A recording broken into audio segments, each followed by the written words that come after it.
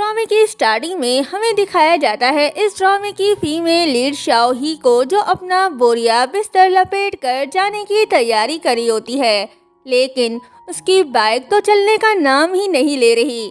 काफी कोशिश के बाद भी बाइक स्टार्ट नहीं होती। बेचारी थक हार कर भी हार नहीं मानती। तभी वहाँ पर एक कार आकर रुकती है, जिसमें हम एक हैंडसम बॉय को देखते हैं। ये है इस ड्रामे का लीड एक्टर जी चैन। वैसे तो इसका नाम जी हुआ जी है, लेकिन मैं इसे जी चैन ही बोलूंगी। जी चैन को देखते ही शाओ ही फिर से बाइक चलाने की कोशिश करने लगती है। जी चैन उसके पास आकर कहता है कि इस खटारा बाइक को चलाने के लिए इतनी मेहनत मत करो। फिर वो अपनी कार की कीज उसकी तरफ फेंक कर कहता है कि ये लो मेरी कार, अब से ये तुम्हारा है। शाओ ही कहती है कि मुझे परेशान करना बंद करो। फिर वो कार की कीज उसकी तरफ फेंक कर कहती है कि और वैसे भी मैं ठहरी एक मिडिल क्लास लड़की, मैं तुम जैसे अमीर आदमी का मुकाबला नहीं कर सकती। इसकी ये बात सुन जी चैन कहता है कि अब तुम्हें अच्छा लगे या बुरा, लेकिन मैं तो तुम्हारी हेल्प कर रहा हूँ, भलाई का तो जमाना ही नहीं रहा।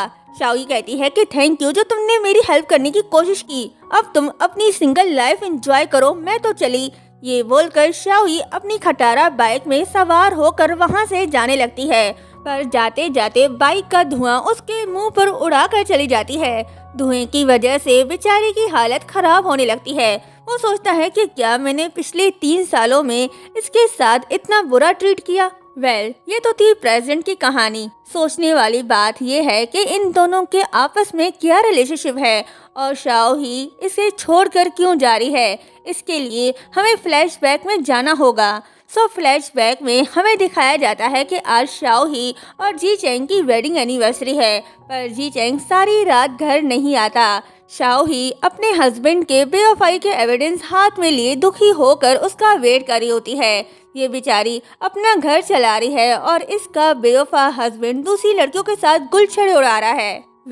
जब जी चैंग घर आता है तो शाओ ही उसकी तरफ पिक्चर्स फेंक कर कहने लगती है कि इसलिए तुम रात भर घर नहीं आए, सारी रात तुम ड्रिंक करते रहे और इस लड़की के साथ थे। जी चैंग कहता है कि बस कर दो, जैसा तुम सोच रही हो वैसा कुछ नहीं है। सारी रात मैं कॉन्फ्रेंस में बिजी था, मैं थक गया हूँ, सो कोई परेशानी खड़ी मत करो। शाओ ही कहती है कि हमारी शादी को 3 साल हो गए हैं, मैं भी अब काफी थक गई हूँ। जी चैन कहता है कि मैं और शिया जिंग बिजनेस मीटिंग सिर्फ शिया कंपनी से इन्वेस्टमेंट के लिए कर रहे हैं, तुम्हें ये समझना चाहिए। शाओ ही कहती है कि सही कहा, मुझे ये समझना चाहिए कि तुम्हारा किसी और के साथ चक्कर चल रहा है। मुझे समझना चाहिए कि तुम ऑफिस में ज्यादा बिजी हो, मेरे लिए तुम्हारे पास टाइम नहीं है, इसलिए तुम घर नहीं आते। शादी के इन 3 सालों में तुमने कभी मेरी तरफ प्यार से देखा नहीं ना, फिर भी मुझे ही समझना चाहिए। तुम मुझे बताओ, और ऐसा क्या है जो मुझे समझना चाहिए? क्या तुमने कभी मेरी फीलिंग्स की केयर की? जी चैन कोई जवाब नहीं देता तो शाओ ही उसे डिवोर्स पेपर देकर कहती है कि चलो फिर हम डिवोर्स लेते हैं। जी चैन कहता है कि तुम अपना ये रोना धोना बंद कर दो, आज हमारी वेडिंग एनिवर्सरी है, मैं तुम्हारे लिए गिफ्ट लाया हूँ, ये मेरी तरफ से तुम्हारे लिए गिफ्ट। शाओ ही कहती है कि गलत, वेडिंग एनिवर्सरी कल थी, ये देर से आया हुआ तोहफा तुम जिसे भी देना चाहते हो दे सकते हो। जी चैन कहता है कि ओह अब मैं समझा, तुम क्यों नाराज हो। ये कहते ही वो उसे अपना क्रेडिट कार्ड देकर कहता है कि तुम जो चाहे खरीद सकती हो, ये तोहफा तुम्हारे लिए बिल्कुल ठीक होगा। ये सुन शाओ ही हर्ट होती है और क्रेडिट कार्ड देखकर कहती है कि जी चैन तुम मुझे बिल्कुल भी नहीं समझते, मुझे इन चीजों में बिल्कुल भी दिलचस्पी नहीं। ये बोलकर वो क्रेडिट कार्ड फेंक देती है तो जी चैन कहता है कि अब ये तुम्हारा कौन सा नया नाटक है, क्या तुमने मुझसे सिर्फ पैसों के लिए शादी नहीं की? शाओ ही कहती है कि क्या तुम्हारी नजरों में मैं इतनी घटिया हूँ? तुम्हें लगता है कि मैंने तुमसे शादी तुम्हारे पैसों की वजह से की? अब मैं समझी, इसी वजह से शायद 3 सालों से तुम मुझसे दूर हो। ये बोलकर वो डिवोर्स पेपर साइन करके कहती है कि अब तुम आजाद हो। जी चैन सोचता है तो ये सच में मुझसे डिवोर्स लेना चाहती है। शाओ ही उसे डिवोर्स पेपर साइन करने के लिए देती है तो जी चैन कहता है ठीक है, अगर तुम डिवोर्स ही चाहती हो तो फिर यही सही। ये कहते ही वो डिवोर्स पेपर साइन कर देता है। दोनों एक दूसरे से प्यार तो करते हैं, लेकिन मिसअंडरस्टैंडिंग और शाओ ही के भोलेपन की वजह से दोनों एक दूसरे से दूर हो गए। ये था पास्ट। अब प्रेजेंट में आते हैं। शाओ ही को जाता देख जी चैन मन ही मन रिग्रेट फील करता है, लेकिन ईगो की वजह से वो उसे रोक नहीं पाता। तभी असिस्टेंट का कॉल आता है।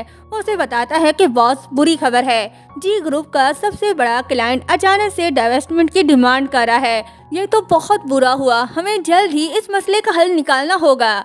जी चैन कहता है कि अभी तुरंत मिस्टर शिया के पास जाओ और उनसे इन्वेस्टमेंट के लिए डिस्कस करो। वाइफ तो छोड़ गई, अब साथ कंपनी भी डूब रही है। हाय बेचारी की हालत। जी चैन मिस्टर शिया के पास जाता है इन्वेस्टमेंट की बात करने, ताकि वो अपनी कंपनी को बचा सके। मिस्टर शिया मान भी जाते हैं, लेकिन बदले में वो चाहते हैं कि जी चैन उसकी बेटी से शादी करे। उनकी ये कंडीशन सुनकर जी चैन कहता है कि आप चाहते हो कि इन्वेस्टमेंट के बदले मैं आपकी बेटी से शादी करूं? हरगिज नहीं। मिस्टर शिया कहते हैं हाँ, वरना कैसे मैं एक स्ट्रेंजर के साथ इतना खुलकर बात कर सकता हूँ? बस तुम मेरे दामाद बन जाओ। शिया जिंग जी चैन के पास जाती है और कहती है कि मान भी जाओ, हमारी शादी से जी ग्रुप को सिर्फ फायदा ही होगा, कोई नुकसान नहीं। जी चैन कहता है कि मुझे शादी को सिर्फ एक खेल की तरह समझने की आदत नहीं, अब मेरे पास कुछ काम है, मैं चलता हूँ। ये बोलकर वो चला जाता है। बाप बेटी की चाल हुई बेकार। शिया जिंग डैड से कहती है कि डैड, मैंने बड़ी मुश्किल से जी चैन को ड्रग दिया और खुद के साथ कुछ एम्बिगियस फोटोज ली और वो शाओगी को सेंड कर दी, जिस वजह से दोनों का डिवोर्स हो गया। लेकिन आपने जी चैन को डरा कर मेरी सारी मेहनत बर्बाद कर दी। मिस्टर शिया कहते हैं कि तुम फिक्र मत करो, ये सब मुझ पर छोड़ दो। जी ग्रुप जल्द ही मेरे सीक्रेट मैनिपुलेट से बर्बाद हो जाएगा। देर सवेर वो खुद तुम्हारे पास आएगा तुमसे शादी की भीख मांगने। ये सुन शिया जिंग बड़ी खुश होती है। नेक्स्ट सीन में लग्जरी कार से स्टाइलिश वे में एक लड़की उतरती है। अरे वाह, ये तो शाओ ही है जो अब बिल्कुल चेंज हो गई है। अब इसका नाम शाओ शिंग है। डिवोर्स लेने का एक तो फायदा हुआ, अब ये खुद के लिए जीने लग गई है। शाओ शिंग शाओ ग्रुप की इकलौती वारिस है, लेकिन ये बात उसने आज तक जी चैन को नहीं बताई।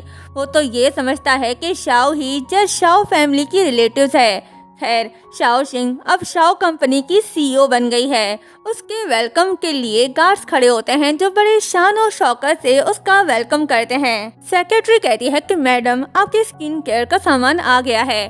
शाओ ही कहती है कि बिजी दिन के बाद रिलैक्स करने का समय आ गया है। जी फैमिली में पिछले 3 सालों में मैं अपनी स्किन की अच्छे से केयर नहीं कर पाई, जिस वजह से मेरी स्किन काफी खराब हो गई है, लेकिन अब ऐसा कुछ नहीं होगा। सेक्रेटरी कह रही है कि वो सच में पागल था, वो सही और गलत नहीं जानता था। आपने इन 3 सालों में अपने दिल और जान उस पर निछावर कर दिया, लेकिन उसने आपकी कदर ही नहीं की। उसके पास बिल्कुल भी कॉन्शियस नहीं है। शाओ शिंग कहती है कि उसे पूरी तरह से दोष नहीं दे सकते। आखिरकार मैंने शाओ फैमिली के बीच कॉन्ट्रैक्ट मैरिज को पूरा करने और शाओ फैमिली के इनहेरिटेंस पाने के लिए उससे शादी की। इसके अलावा सबसे पहले मैंने ही अपनी पहचान छुपाई और उसे झूठ कहा कि मैं शिया फैमिली की दूर की रिलेटिव्स हूँ। भूल जाओ, अब पास्ट के बारे में बात नहीं करते। सेक्रेटरी कहती है कि मिस्टर जी ने कभी सोचा ही नहीं होगा कि जी कंपनी का बिगेस्ट क्लाइंट गुआयिंग फंड है, जो शिया ग्रुप का एक सब्सिडियरी है। अब जबकि जी ग्रुप का इन्वेस्टमेंट खत्म हो गया है, तो उनका बैंकरप्ट होना इनएविटेबल है। शाओ शिंग कहती है कि तुम ये छोटी हरकतें क्यों करी हो। सेक्रेटरी कहती है कि उसने पहले आपके साथ जैसा ट्रीट किया, उसके लिए उसे सजा मिलनी ही चाहिए। शाओ शिंग कहती है कि इग्नोर देम, मुझे उसके बारे में कुछ नहीं सुनना। ये कहते ही दोनों होटल के अंदर जाते हैं। वहीं जी चैन भी होता है, जो नशे में धुत दिखाई देता है। असिस्टेंट सहारा देकर उसे ले जा रहा होता है और कहता है कि मिस्टर जाओ ने कहा था कि वो आपको 1 बिलियन देंगे, लेकिन आपको इतना ड्रिंक पिलाने के बाद अब वो सिर्फ 50 मिलियन दे रहे हैं। ये तो साफ साफ धोखा है। जी चैन कहता है कि कुछ ना होने से कुछ होना ही बेहतर है। ज्यादा से ज्यादा क्या होगा, कुछ और गैदरिंग अटेंड करने पड़ेंगे। तभी सामने से शाओ शिंग आती है, जिसे देख जी चैन शॉक्ड होता है और देखता ही रह जाता है। असिस्टेंट कहता है कि बॉस, मैंने सुना है ये शाओ ग्रुप की न्यूली सीईओ है शाओ शिंग। ये अभी अब्रॉड से वापस आई है और मैंने ये भी सुना है कि वो बहुत ज्यादा रिच है। अगर हमने शाओ ग्रुप की इन्वेस्टमेंट हासिल कर ली तो सब ठीक हो जाएगा। बॉस क्या कहते हो? जी चैन कुछ नहीं कहता, वो बस शाओ शिंग को देख रही होता है। असिस्टेंट कहता है कि बॉस, किन ख्यालों में खोए हुए हो?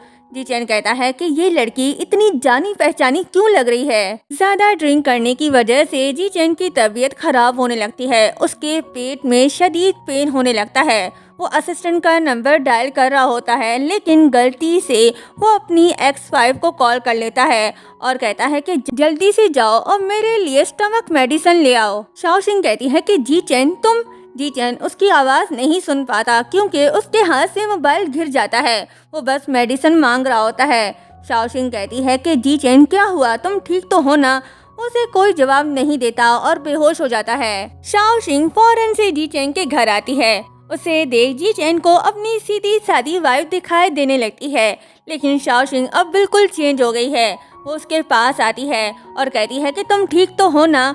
तुम्हें इतना पीने की क्या जरूरत थी? क्या तुम पागल हो? तुम्हें पता है ज्यादा ड्रिंक करने से तुम्हारी तबीयत खराब हो जाती है। जी चैन पूछता है कि क्या तुम शाओ ही हो? तुम इतनी ब्यूटीफुल कैसे हो गई? शाओशिंग कहती है कि सिर्फ इन्वेस्टमेंट के लिए क्या तुम अपनी जान भी जोखिम में डालने के लिए तैयार हो? जी चैन कहता है कि किसी भी हालत में मैं जी फैमिली को घिरने नहीं दूंगा। ये कहते ही वो बेहोश हो जाता है। शाओशिंग अननोन बनकर असिस्टेंट को कॉल करके बता देती है, जिसके बाद असिस्टेंट उसे हॉस्पिटल ले आता है और कहता है कि बॉस प्लीज अपनी आंखें खोलें, मैं आपको कुछ होने नहीं दूंगा।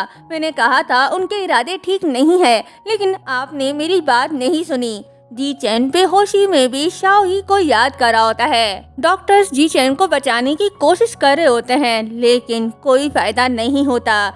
जी चैन की सांसें रुक जाती हैं और वो मर जाता है। रुको जरा, अरे सब्र करो। ये सब शाओशिंग सपना देख रही होती है। वो डर के नींद से उठ जाती है और कहती है कि थैंकफुली ये सिर्फ एक सपना था, मैं नहीं जानती कि अब वो कैसा होगा। फिर वो खुद से कहती है कि शाओशिंग अब तुम जी फैमिली का हिस्सा नहीं हो, भले ही उसकी फैमिली सच में दिवालिया ही क्यों न हो जाए, तुम्हारा इससे कोई लेना देना नहीं, सो जाओ तुम। और यहीं पर ये पार्ट एंड होता है। अगर आप इस ड्रामे का नेक्स्ट पार्ट देखना चाहते हैं तो कमेंट करके जरूर बताएं। चैनल को सब्सक्राइब और वीडियो को लाइक शेयर करना मत भूलिएगा। Thank you so much.